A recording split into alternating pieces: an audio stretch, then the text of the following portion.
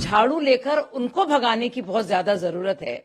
तो मुझे लगता है दिल्ली की जनता बाकायदा झाड़ू पकड़ेगी, इन्हें भगाएगी और कमल का ही फूल हर जगह खिलाएगी। दिल्ली जो बर्बाद हो रही है और खस्ता हाली के कगार पर है, ये वाकई में दिल्ली को बचाने का चुनाव है कि ये वाकई में आपदा है। एक चीज में अरविंद जी ने बहुत पैसा खर्च किया है और आवंटन बहुत ज्यादा है, वो है इश्तिहारों में।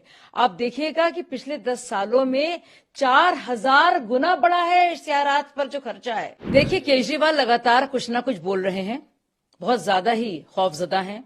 ये भी कह रहे हैं चुनाव दिल्ली को बचाने का है। दरअसल दिल्ली को बचाने का ही ये चुनाव है और बर्बादी से रोकने के लिए ये चुनाव बहुत जरूरी है और इसीलिए झाड़ू लेकर उनको भगाने की बहुत ज्यादा जरूरत है। तो मुझे लगता है दिल्ली की जनता बाकायदा झाड़ू पकड़ेगी, इन्हें भगाएगी और कमल का ही फूल हर जगह खिलाएगी, क्योंकि लोग आजिज हो गए हैं।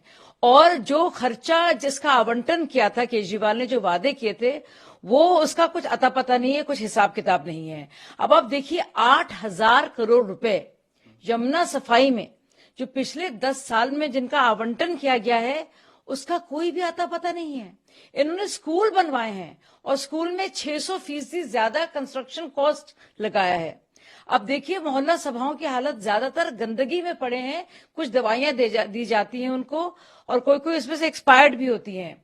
और एक टेस्ट होता है लेकिन नाम होते हैं 65,000 लोगों के।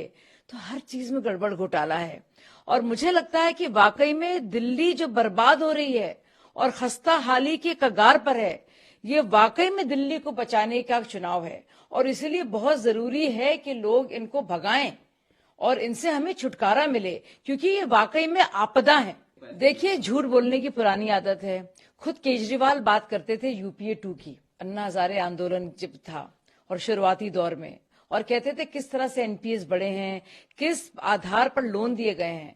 तो देखिए, लोन वेव करना और लोन राइट ऑफ करना, किताबों को रिजॉल्व करना अलग चीजें हैं। और खुद आईआरएस अफसर हैं, रेवेन्यू के अधिकारी, वो जानते हैं, जानते हुए भी वो झूठ बोल रहे हैं।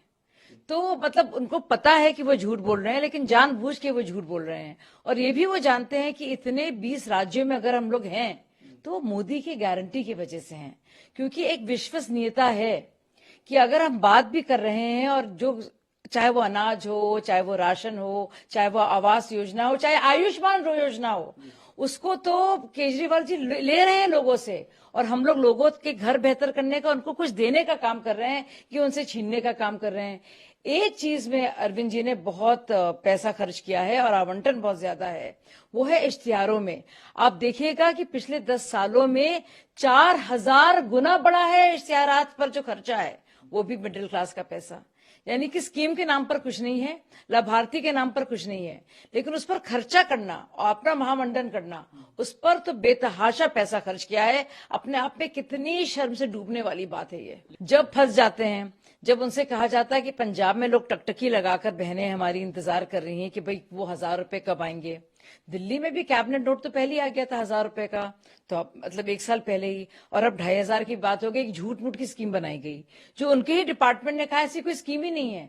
जब सरकारी योजना होती है उसका एक प्रारूप होता है, एक तरीके से वो बनाई जाए, लेकिन आप बस फर्जीवाड़ा कर रहे हैं, डेटा इकट्ठा कर रहे हैं, लोगों से साइन करा रहे हैं।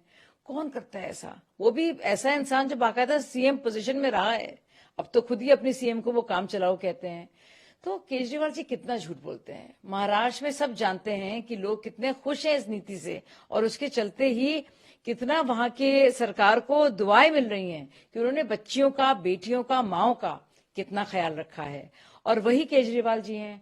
पंजाब में कितने साल हो गए आप सोचिए, अब 3 साल होने को आ रहे हैं, लेकिन योजना के नाम पर और जो उनके वादों के नाम पर कुछ भी नहीं है। तो अब वो एग्जाम्पल दे रहे हैं महाराष्ट्र का। ये इंसान झूठ एंड फरेब का मास्टर है।